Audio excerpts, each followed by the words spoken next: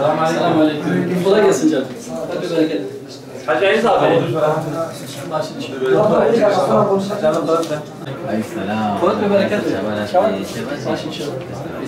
Selamünaleyküm. Yaşa. Selamünaleyküm.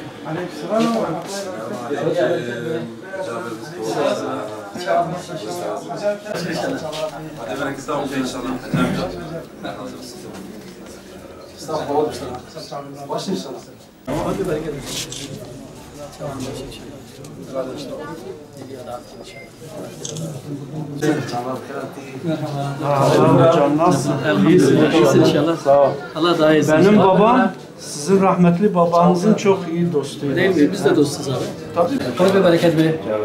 Baş inşallah. Dünya dağıt gün inşallah. Cümlete varsa feri. Selamünaleyküm. Vallahi Hoş geldin. Allah razı olsun. Bu insanlar bu şeylerin yapmaması için veya bu tür olayların bir daha tekrar etmemesi için nasıl bir tedbir, nasıl bir önlem alınmalı? Gerekirse 5-6 siyasi parti aynı noktada birleşip biz böyle olmasa böyle yapacağız gibi bir deklarasyon da yayınlayabiliriz. Allah'a emanet olun. Allah selametle geçirsin inşallah. Amin. Atlayın başkanım. Görüşürüz inşallah. Selam. Aleykümselam hocam, hoş geldiniz. İyisiniz inşallah. Allah razı olsun. Şöyle tutun. Bu da para.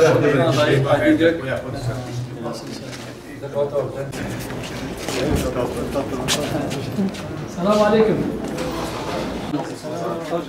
Jeszcze koło dużo, ja myślę, że nie wiem, jeszcze trzeba iść, trzeba.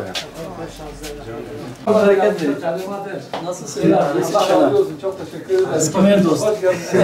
Eskimeyen dost. Allah razı olsun. İyisin inşallah. Allah razı olsun. Çok bereket versin.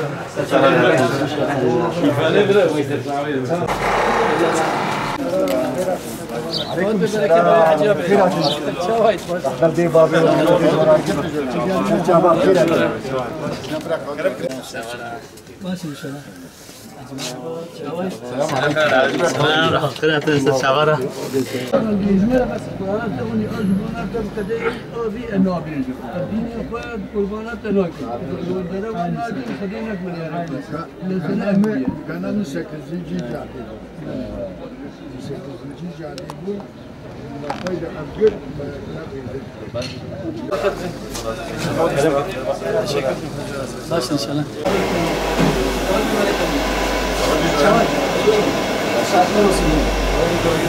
Selamun aleyküm. Hoş ve bereket. Selamun aleyküm.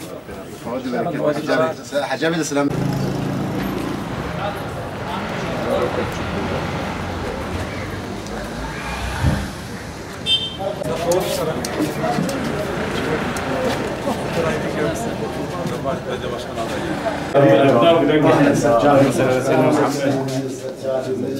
Cami